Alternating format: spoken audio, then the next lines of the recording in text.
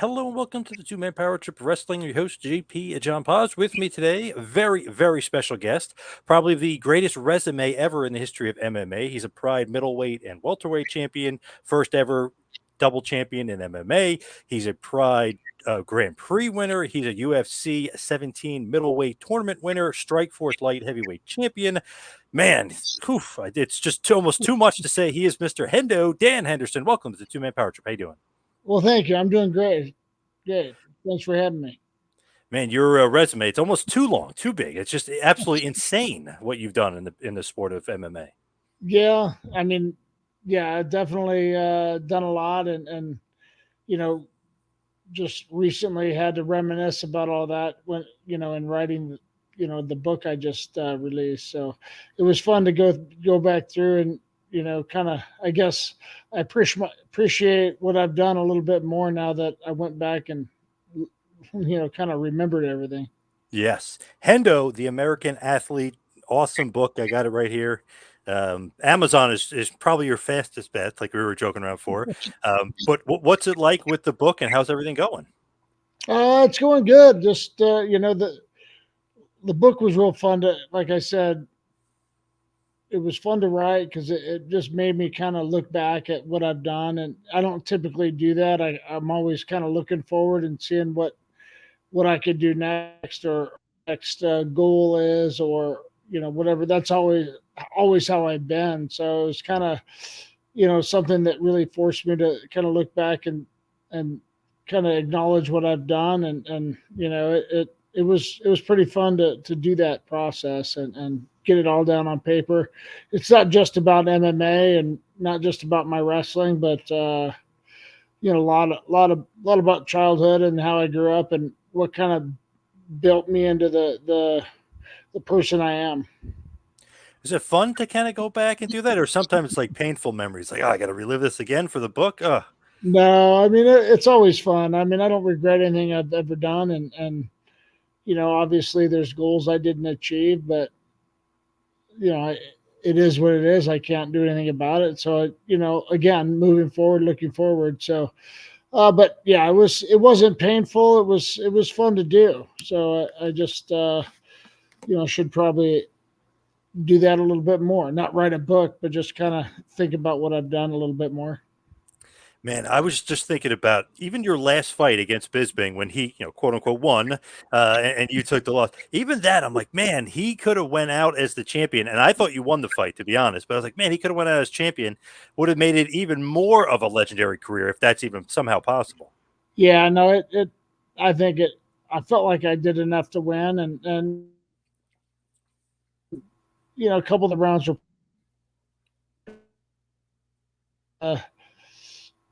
It's definitely it would have went my way the way they're judging things now.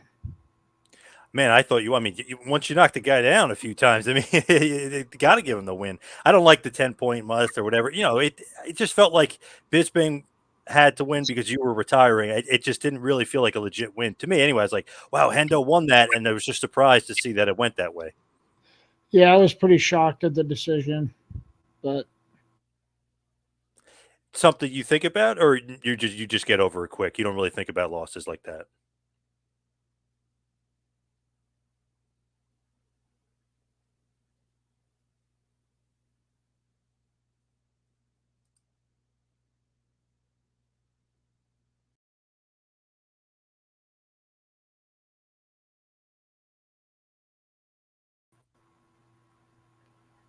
is that is that problem on my end, or I don't know That what? might have been, yeah, that might have been your end there, but I got you again now. Okay, I'm sorry. I was asking about losses. Does it like stick with you, or you kind of get over it quick? You know, I mean, I, I guess I get over it fairly fast, but I'm also, you know, picking myself apart, knowing, making sure I knew what I did wrong and how to improve. But losses suck no matter what. So, you just can't dwell on them, and you got to, again, set new goals and work towards them. Would have been awesome to go out as champion, retiring as champion because you knew it was your last fight, right? You thought you knew the Yeah. exact you were done.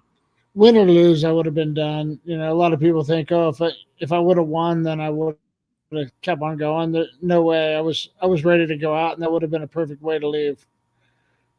Would have been the perfect way. Should have been. If obviously, the judges had something different to say. To me, definitely won. But that first fight against Bisping, UFC 100, is that the most talked about Hendo knockout of your career? Well, probably. I mean, it's the one I hear about almost every day. If I'm out in public, I will hear somebody come up to me and say thank you for doing it. So, yeah, I hear that all the time. It's funny, like when you watch that fight. Even I remember watching it back in what is it, 2009 when it originally happened, and Rogan saying, "Oh, don't circle to your left, don't circle to your left." And he keeps circling to his left. He's like, "No, he's going right to it," and then boom, you knocked him out. It was like he called it almost. It was Yeah, crazy. yeah, no, that's a dangerous thing to do when you're fighting a guy that hits hard. Just kind of walking towards his power. Was that your game plan? Go for the low kick, and then you'd get him with the overhand right? No, my game plan was just obviously to just not get a little not overly aggressive to where he might take me down, but I guess that he wouldn't want to stand with me after he felt the power, and yeah, he did try to take me down once or twice, which I think the crowd laughed at him once. The first time he tried, it was not the best attempt.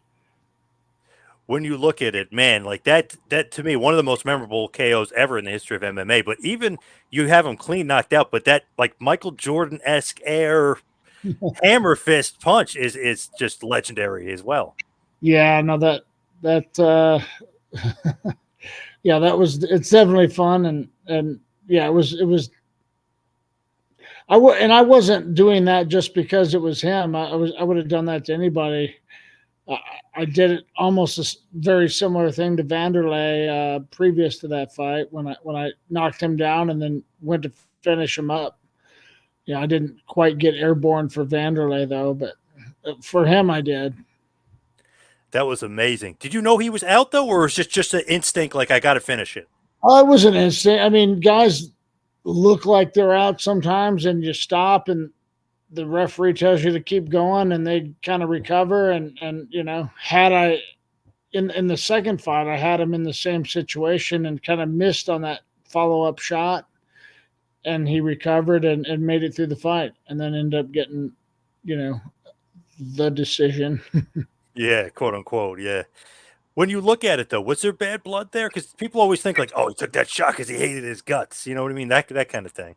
No, I mean, no, not at all. I didn't have bad blood towards him. I didn't care for how he was, and kind of the arrogance that he had. I don't even know how to explain him, but yeah, I didn't really care. It wasn't somebody I'd hang out with, but it wasn't, I didn't take anything personal, and I was just out there like anything else. I just knew that what I needed to do, and kept at it. Like I said, I would have done the same thing to anybody. He came off as like the cocky British like villain. You came off as like the all American hero. That's what it seemed like. As a fan here in the States, obviously. Right? Yeah, yeah, and that's just who I am, and that's just who he is. I respect the fact that he was the same way on and off camera. He wasn't like had two personas. So it seems like the Bisbane KO is something everybody talks about, but like you said with the Wanderlei, that might be one of the best because man, he was on a tear in Pride. My God, he won like 24 out of 25 fights or something insane. I mean, he was killing it in Pride, just dominating. You hit him with an awesome spinning back fist. You kind of like shake him up. I mean, it seems like you had him like disoriented most of the fight because he wasn't as aggressive with you the second time. It almost seemed like he was very cautious, and then all of a sudden you got him with the left, and then boom, did you deliver it? I mean, you just knocked his ass straight out. Yeah, I don't know if he was kind of obviously respecting my power, but he threw some punches, but thankfully I kind of got out of the way of most of them. Uh, it does help that I knew that he throws punches kind of loopy, and you Yeah. know I just wanted to kind of get him a little straighter and get there faster. So that was what I was focusing on for that fight. resume wise, I mean, obviously you become double champion and everything else. I mean, that had to be, if not your biggest, one of your biggest wins ever, despite even just being a knockout. It had to be one of your biggest wins. Yeah, no, that one I definitely feel, between that one and Fedor, is like the biggest sense of accomplishment, especially with him. He hadn't he had that belt for I think 5 or 6 years, and still had it. So, and I took it from him. So that was kind of special, especially being the first time double champ, and that didn't even sink in for a few years. I didn't think it was, I was just out there doing my thing and didn't think it was that big of a deal until nobody did it for a long time. Right, and that picture is awesome when you got the 2 belts and the Grand Prix belt. That picture with you with all 3, that's just like the best picture. Yeah, that is a good one. Man, like what an accomplishment to be able to do that. But like you mentioned, the Fedor knockout. Obviously, you're going up in weight class. He's a heavyweight. He's probably the greatest heavyweight of all time. He's arguably one of the greatest fighters of all time. And you were able to get the KO. What was it like knocking out Fedor?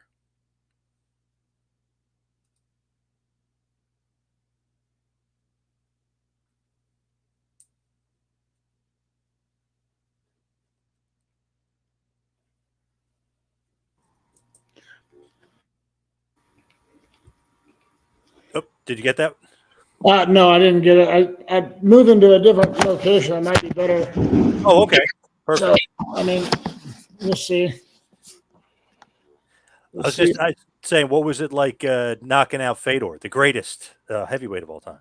That one was definitely a fun fight. I didn't expect him to. Well, he's always fairly. He goes right at, when the bell starts. He starts fighting. I didn't expect him to be that aggressive from the bell. I think I kind of slowed him down when I stuck out my hand to touch gloves, and then he started trying to knock my head off. So, that was the funniest part to me about it. It was like, holy shit, here he comes, and I think I hit him with a left hook and backed him up, and I think that's when he figured out that the little guy can hit hard too. Big time, because you see that one part of the fight, he almost falls back when he catches himself from your left. Yeah, that was literally right the first flurry that he came trying to knock my head off. Man, it's 4 minute fight, but it's almost like 20 minutes of action, and with like 4 minutes, it's just bing bang. I mean, you guys don't stop. That's one of the best fights. Just unbelievable fight. It was definitely a good one. He definitely hits hard though. I had some knots on the side of my head just from being in the clinch with him just barely hitting my head, and had some big knots on it. How does that finish happen? That's just crazy to think, how hard he hits, obviously, but how does that finish happen? Because he's on you, he thinks he has you. You almost like hook his right leg and almost come up underneath. Like, how did that finish happen? Because it seemed like it happened out of nowhere. I do that all the time as far as getting up off the bottom, either a single leg or just tossing like an underhook, kind of throwing him over, and he just didn't expect that, and his balance wasn't. He was kind of leaning forward, trying to punch me, I guess. And when I made him lean farther forward, he had to post his hands on the ground, and I popped out the side and threw a nice punch right up to his chin. So it worked out good. It's not a punch that I practice all the time, but I know that it's there. But I guess the guy didn't. It's hard to see coming from that angle. Especially when he thought he had you finished. So he's like really overly aggressive, left himself open. That uppercut, I mean, that just knocks his lights out basically. Which great uppercut out of nowhere. Yeah, no, it was, and yeah, he. I wasn't dazed, but he just was bum rushing me and got me off balance. I was backing up, bent over, and he kind of knocked me on my ass. And saw him coming at me and grabbed a single leg and kind of weathered a little bit of a storm and popped out. Pretty amazing KO win over Wanderlei and Fedor, two of arguably the greatest of all time. I mean, right then and there. I mean, that's just a resume builder right there. Just unbelievable, just to look Yeah, at it. those are probably the two fights that I'm most proud of. Then, the Babalu knockout I love just because it's almost like he gets comfortable, comfortable on his back, and you just I mean, boom, you just rain down on him. That's a fun one. The Fei Zhao one is a really fun knockout because it's almost like he doesn't know where he is, and then gets spun around and just falls flat on his face. Yeah, that was kind of a crazy one because when I hit him, it didn't feel like I hit him that hard, but I hit him right at the tip of his chin, I think, and it doesn't take much in the right spot, and yeah, and that's what kind of spun him around because I barely got the tip of his chin, from the side, and spun him around and jumped on top and finished him. He is a big, strong dude. Yeah, he was big. It's funny. He's a light heavyweight, but he almost looks like when he's out there, he almost looks like he's a heavyweight. Weight wise, he's a big, definitely a big guy for a light Right. heavyweight. Yeah, he Then definitely was big and strong. I'm sorry. I was going to say, then when you go to UFC and you have basically, they call it the fight of the century. It's in the UFC Hall of Fame, one of the great fights of all time. You against Shogun Rua. I feel like that's one of the greatest fights. But the only thing to me is, I don't know if it really should be one of the greatest fights of all time because I think it should have been stopped in the third. When he turtles up, and maybe you correct me, when he turtles up like that after you nailed him, I think the ref should have stopped it then and there. No.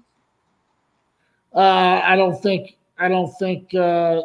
him or anyone else would have complained at a stoppage, but I don't know about him, but everybody was real happy that got it didn't get stopped because it ended up being a pretty big battle after that. I have a feeling that if it does get stopped, it's just one of those awesome Hendo knockouts instead of the fight of the century. So it almost is better that it did go on because you get the win, plus it gets to be the fight of the century. Yeah. What is Yeah. it about Yes. Shogun and you? Because you guys seem to be, what I mean, obviously very fairly matched, but just seems like when you guys get in there together, man, it's going to be a war. Yeah, no, he was tough, and he hurt me a couple times, knocked me down twice in the second fight. Yeah, I remember. I think I had him hurt or hit him pretty good and knocked him a little bit silly and rushed in and got caught. And I don't really remember the rest of that round. It was right at the end of the round one, and round two he dropped me again. So I had to start getting after him in round three to win the next three rounds. Man, and then if you look at the KO in the second fight, it's almost like a video game. The way he popped up, popped down, and then popped back again. It was literally like Super Mario Brothers or something. Yeah, his nose didn't look good after that one. Oof. It is funny, like as a fan watching, obviously when you see it, like when a guy reacts like that, do you think that he's doing that so you rush in, or do you know that he's just completely out of it, where he's just like bouncing all over the place? Yeah, no, he was definitely hurt pretty bad, and I think in both ways he was knocked silly, but I think his nose hurt, literally hurt pretty bad. It had to have. I mean, it was kind of sideways. Yeah, he did not look good after the fight. He was probably, thanking Herb Dean, thank God this is over. I can't breathe, or, whatever's going on. I mean, you nailed him good. Where does that power come from? You know what I mean? Like, because you're a wrestler. People think of you, you're an Olympic wrestler, wrestling. Where does that power come from? I don't know. I guess just naturally when I was a kid, I used to play baseball and throw the ball pretty hard, and pitcher, third base type of arm, and yeah, I don't know. It just, I guess, naturally I could hit hard when I first started fighting. Hitting the pads and focus mitts and the bag. Everyone said, "Oh, you hit hard, you hit hard," but it wasn't for a while until I got a little bit better technically to put it in the right place. So I didn't have any knockouts my first like 10 fights. Yeah, they were calling you Decision Dan for a while, right? Yeah, well, I mean, whatever it took. I was new to the sport, and still learning. So it's hard to learn the finishes on guys that are pretty good. Pretty funny though, like your decision, Dan. At that point, they're kind of trying to give you. Remember, they were trying to give you Hollywood Henderson. They were trying to give you like something more of the personality, and then the H bomb comes out of nowhere. Yeah, that's why I just started going by Hendo, just because all the dang nicknames that they had out there, and that's one of the things that I kind of named the book The American Athlete, because when I was fighting in Pride, the media over there would sometimes refer to me as the American Athlete. So that's why I was like, that I'm going to use that for the book title. I like that. Very good. It's Yeah. funny. It's funny, like if you look at your career, like just going through it, like okay, he's a great American athlete, but you're fighting for rings, and you went over there, but you're always kind of better against bigger guys. Am I wrong on that, or do you? What do you think about it? Like, where does that come from? Well, I feel like I'm just as powerful. I never feel like I'm weaker than them. And I'm definitely they're usually, the bigger they are, they're usually a little bit slower. But some of them are very good, like Big Nog and Babalu. When I fought them in the rings tournament, they had submitted everybody that they had fought before that in the tournament. So Babalu had submitted 4 guys before that, and I won 4 decisions. so Yep. So they were both definitely dangerous for being heavyweights. Pretty dangerous on the ground, and yeah, but yeah, like I said, I hit hard, and coming from wrestling, I was able to control fights a lot better most of the time. So the only thing that really gets me with the size is sometimes kind of pushing around a heavier guy makes you a little bit tired. You beat Big Nog, you beat Gilbert Ivel, you beat Fedor. Pretty damn good, big time heavyweights. Obviously, Big Nog and Fedor might be the 2 best heavyweights of all time. So it's pretty impressive that you're able to get wins over those guys. Well, thank you. Right? Technically 185 or 205 or sometimes you go up to 207 just so you can make the heavyweight, right? You're definitely a smaller guy, but it When I doesn't fought matter. Fedor, I had to weigh in the heavyweight division to be able to fight there. So I weighed in at 206 and a half. Wow, so just barely over the. Yeah, no. And when I fought 205, most of the time I had to weigh in at 206, and I weighed in, probably about 202, 203 most of the time. The last time when I fought DC, I weighed in at 199. Wow. So I was small for light heavyweight also. So middleweight was kind of a little better for me, but especially as I got a little bit older. Do you mind the weight cuts? I know you're used to it from wrestling, but did you mind that MMA? No, I mean, I didn't care for them. I'd rather not, but just kind of depending on how it was. When I fought DC at light heavy, he puts his weight on you really well.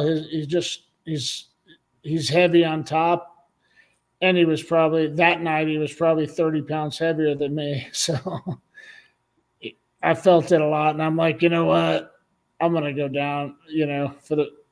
And I stayed at 185 for the rest of my career. The next, it wasn't too much longer, about 3-4 years, 3 years. I don't know how long. More comfortable at 185 versus 205? Yeah, I mean, it's not that hard of a weight cut. And obviously the guys just aren't as big and they don't wear you out. And my recovery just wasn't as good as it was when I was younger. So yeah, I think pushing around extra weight, in my opponent being heavier just kind of wore me out a little bit more. I feel like you weren't afraid of anybody either. You know what I mean? Like you'll fight anybody, right? It just seemed like that. Like John Jones was supposed to happen. UFC 150 was like you were going to fight him too. It would have just been another guy on the resume. Yeah, no, I was so ready to fight him. So yeah, no, I'm not. I feel like I'm capable of beating anybody in any weight class. At any given day, but obviously things in training need to be in the right way, and game plan has to be there, and you got to execute your game plan. But sometimes it doesn't happen the way you'd like, and you learn from what you did wrong in the fight. So, but it doesn't matter about size to me, but it's more about styles and matchups. Is Jones kind of the only regret that you have, like that you weren't able to fight him?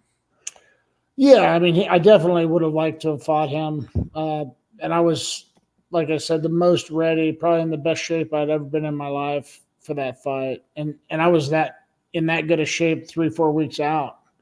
I hurt my knee like 3.5 weeks before the fight, and it was a torn MCL, so it was no surgery needed. But they just said it just takes time. So I was, seeing if I could just kind of keep my cardio up and rest my knee and still be able to fight. But I think that weekend before the fight, 1 week out, I went in and tried to kind of spar a little bit, and my whole team. So I was going to still try and do it, and my whole team said no, no, no.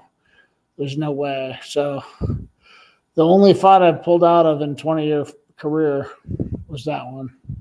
Does it make it any difference that you did fight him in grappling, or no? Like that doesn't make it make it better.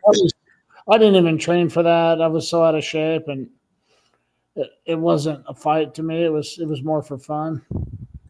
I feel like you just wanted to get in there with him any way you could. You just had to get in there with him. No, I'd rather. I mean, don't get me wrong. I was planning on ripping his arm off, but he just I got caught in a kind of a choke. He just had some long ass arms that I wasn't quite. I hadn't really experienced that type of thing in that move. I've never been caught in that move before because I usually get out no problem. But his arms were so long that what I normally do wasn't going to work. So I feel like if it was MMA and you fought him, I don't know if he's ever felt the power of a guy like you. Like an H bomb. Like, would he be able to handle it? Yeah, no, I definitely. He definitely had never fought anybody like me, and not just the power of the punch, but the control and how I could wear you out in the clinch and kind of just dirty box him and beat him up in there.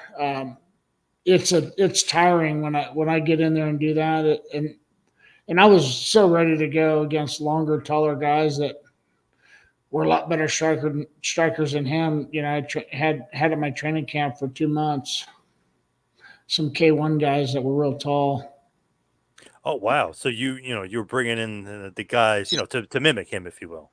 Yeah, absolutely. But I mean, they were better strikers than John Jones was. John Jones does definitely some unorthodox stuff, and he's got abnormally long arms. Even for his height, he's got long arms. So the guys that I think I brought in were taller than him, but not quite as long of arms. Right, right. When you look at it too, were you ever supposed to fight JDS, Junior Dos Santos, when he was champion? Because I remember that was a rumor that you kind of threw your name in the hat, but then I think Mir ended up taking the fight. Was that ever a possibility? You fighting for the heavyweight title? I think I did. I think I did say that, and I would have fought him. It would have been fun. I think somebody got hurt, right? And I said, yep. I'm ready to go if you need me. So. But I mean, obviously that wasn't somebody I thought I would fight ever or wanted to fight. It just, if you needed me, I would have done it. It would have been fun. That's so like Dan Hendo, though. It's like this guy's gonna fight the champion of the UFC in the heavyweight division. Like, yeah, hell yeah, he'll fight anybody. You know what I mean? Why not?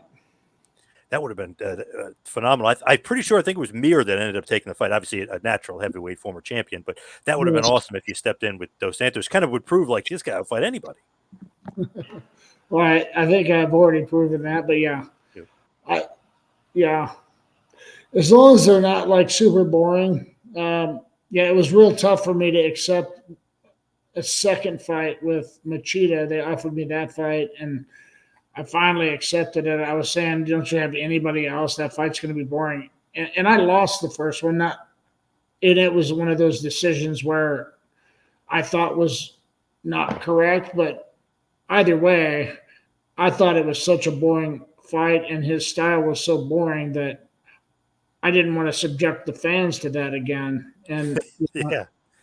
even though it would be nice to get revenge on him or make sure that I beat his ass the second time, I just didn't want to subject the fans to it. I thought it was going to be boring, but I finally accepted it, and then he tested positive the week of the fight, so fight never happened anyway.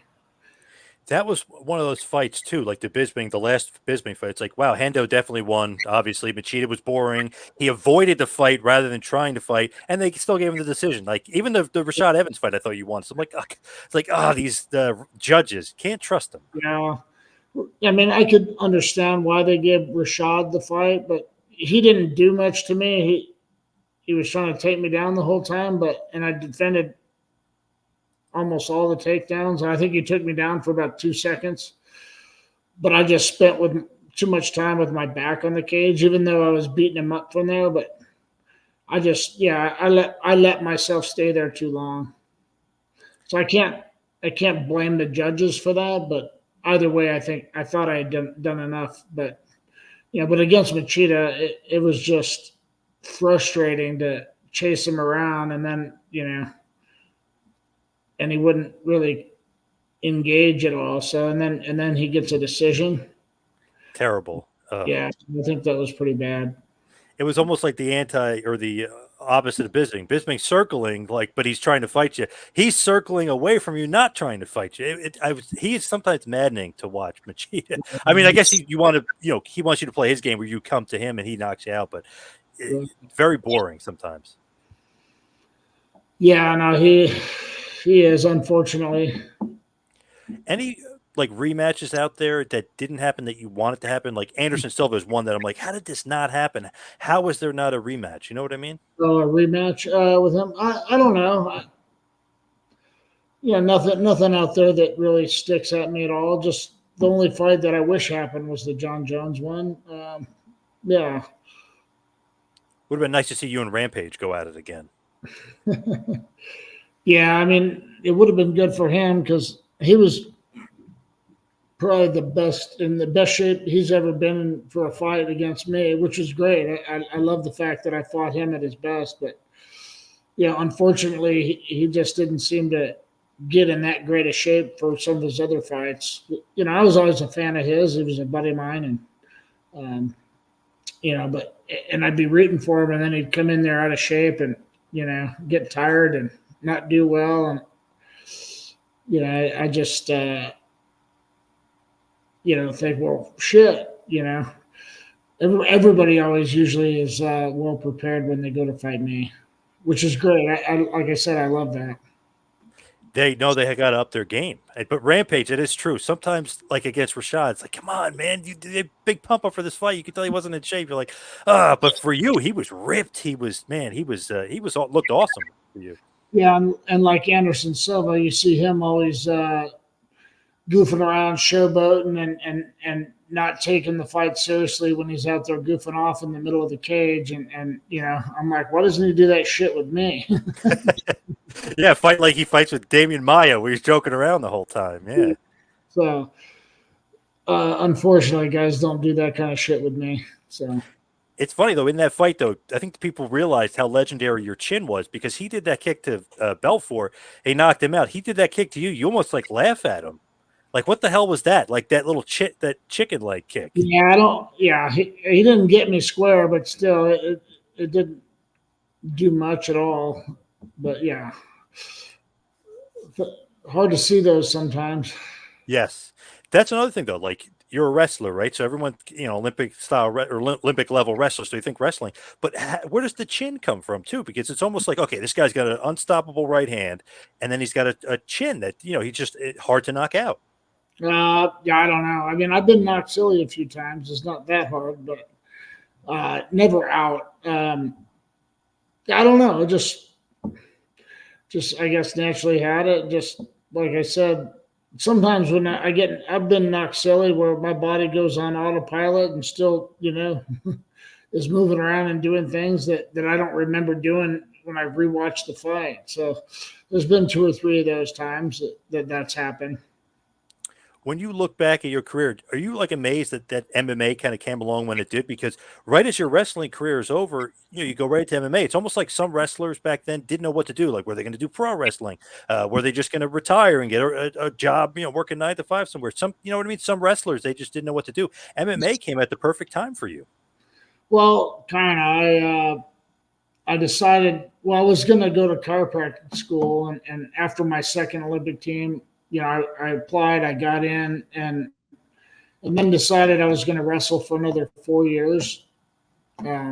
So to try and make the 2000 team, a year or two later, I decided to try fighting, and then I said, "Fuck chiropractic school. I don't want. I like this fighting stuff. I don't want to go to school for 3.5 years." So yeah, it was I'm glad that happened, and it did come at a pretty good time. So and it was an awesome journey to be a part of the evolution of the sport, just to watch it and evolve with it at the same time was pretty good. I mean, I fought for just about 20 years. Pretty amazing if you look at it. And you were in Pride and the champion of Pride when Pride was way better than UFC. I know it's hard to believe now and people don't realize that, but Pride had all the best fighters. Had Chuck goes over there and gets knocked out by Rampage. He was UFC's best guy. You know what I mean? Like Anderson Silva was over there getting beat up pretty good. So I mean, it's like Pride had all the best guys, in their prime at that time. UFC was struggling when you were dominating Pride. Yeah, no, I agree. And that was always a debate between fans who had better fighters, and so I thought Pride had more depth because they had less weight classes too. They just had heavy and light heavy basically. At first, they had no weight classes when I first couple of years I was there, and then they kind of made the weight classes. Wanderlei became the champ, Fedor became the champ, and yeah, and then but they had a lot of depth in those two weight classes. Looking at some of the knockouts besides the ones we named, just want to quickly mention Renzo Gracie. That's a great one. I almost feel like you felt bad for him when you knocked him out because you're like, oh shit, because you knocked him out twice, it seemed like.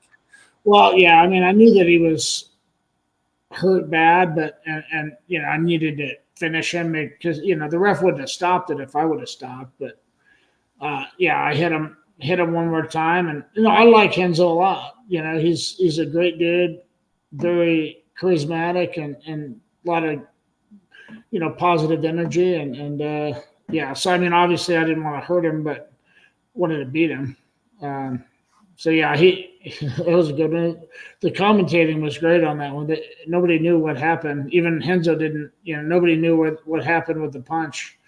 But yeah, it was a nice right hand right to his jawbone when he shot in. And that second one was just like, ew. You know what I mean? Then he's completely done. Yeah, no, he was kind of on his side and just uppercut type punch right up the middle. Yep. And one of your favorites, the Hector Lombard. That one is awesome because that's like out of nowhere because you got him with the leg kick. So it's like, oh, maybe he's knocked out. And then that elbow to the temple is like, whoa. Yeah, he had caught my leg and I was kind of hopping goofy and at the same time leaning my balance back, and out of the corner of my eye, I just see his face right there.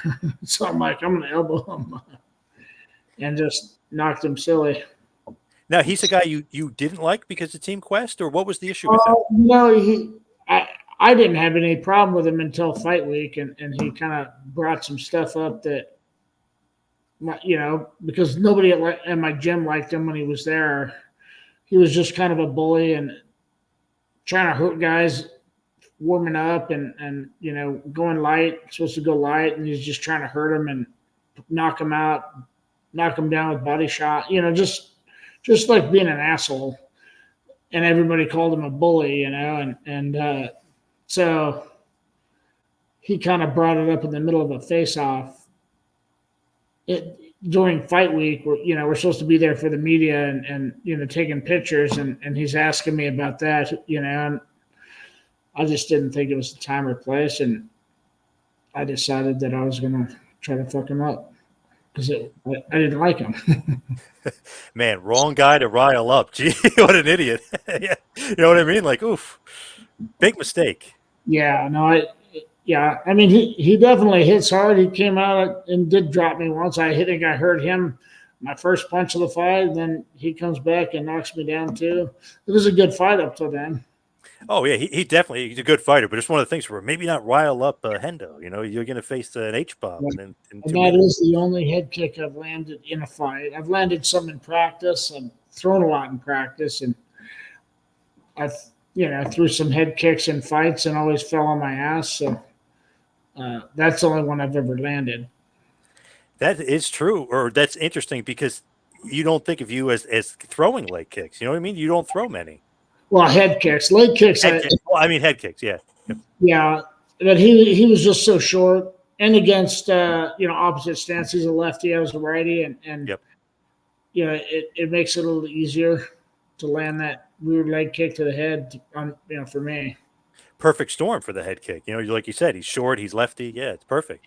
So it worked out for sure. But yeah, no, the follow up elbow was never practiced. Was that just instinct? Because it's almost like that was like a perfect shot to the temple. Yeah, no, it was just instinct. So I was head there and just decided to throw a back elbow.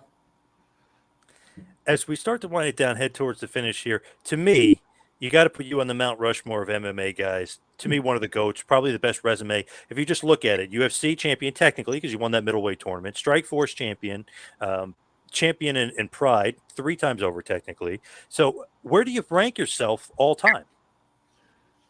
I don't know. I mean, I don't feel like it's my place to rank myself anywhere. It's up to everybody else. And honestly, I didn't fight to be in a Hall of Fame. I didn't fight to be the greatest of all time. I mean, that was the goal, was to be number one guy, the top guy in the world.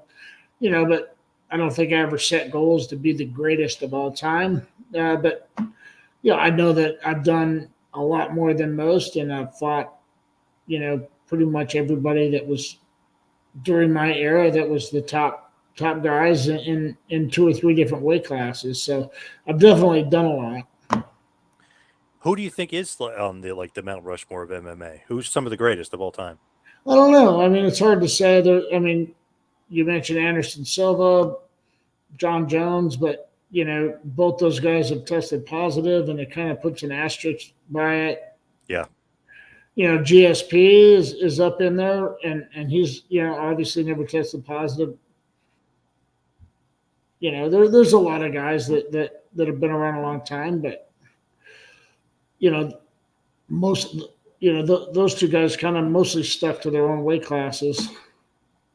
Fedor, Wanderlei, who you beat. So there's a couple guys on there that you've beat that I would consider, or at least fought, that I would consider Mount Rushmore guys.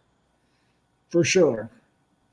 When you look at your legacy, what do you consider your legacy to be? I mean, even the wrestling. I know the American Athlete is a great tag name from the Japanese media, but what do you consider your legacy to be looking back? Or like, let's say somebody wants to say, what is Dan Henderson's stand?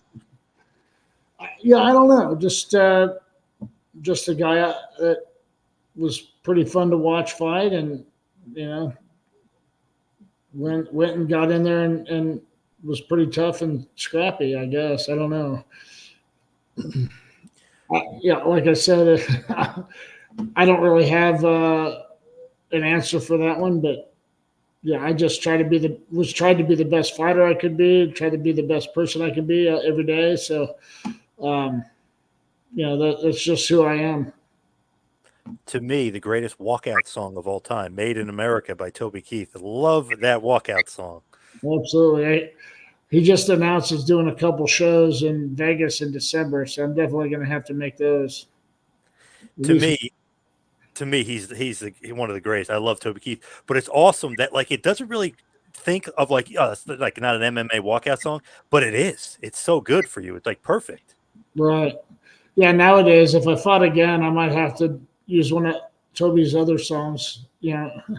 As good as I once was. Yes. I ain't as good as I once was, but I'm as good once as I ever was. Yes. Yeah, I could do one round. Did you see he was promoting your book for you too? He gave you a little shout out. Yeah, yeah, no, I appreciated that. No, he's a good dude. So hopefully he can beat the cancer for sure. He's definitely working hard at it, and I think he's just not going to let it define him anymore. That's why he booked those 2 shows. Love it. Seen him in concert 4 times. He's unbelievable. I love Toby Yeah. Keith. He's awesome. But give us one last push for Hendo, the American athlete, the awesome book. Why everybody should go get it. It just, and this is like, my co-author, and he just thinks it's such a great, kind of an American dream story, but it's basically just telling people how I got to become the way I am, and what influenced me to do that, and my mindset, going through things, and struggling with losses, and still setting goals, and moving forward. So I don't know. I think it's just an inspirational type book as well. You know, as well as just learning where I came from. I'm excited about the book, and I think it turned out great. So I got it. I can't wait to read it. Like I was telling you before, Amazon. Boy, I ordered it yesterday. I got it today. So, man, I got it quick. But it's just an unbelievable tale to look at because it's okay. This is a great wrestler, and then all of a sudden goes in MMA, and he's got this H bomb of all this power. And not only is he great, he's beating some of the most legendary names in history of the sport. He's fighting anybody and everybody. Just one of those true, like John Wayne, old school tough guys. You know what I mean? Like that. That's what I think of when I think of Hendo. well, thank you. I appreciate that. Now, where can everybody get the book and find the book? It's at barnesandnoble.com, and at Barnes and Noble stores as well. And then obviously Amazon.com. It's on there. Yeah, and I think you can get signed copies out there as well. I signed a bunch of things for the signed books. If you Google that, I'm sure you can find it. Yeah, and that's pretty much it. Where can everybody find you? Social media, website, otherwise? Uh, I think on Facebook I'm just Dan Henderson, just my name, and then Dan Hendo on Twitter and Instagram, or X now that it's called. Yeah, and then I am doing a book signing in kind of near Portland, Oregon, November 1st, at the Barnes and Noble in Bridgeport. So at 4 p.m.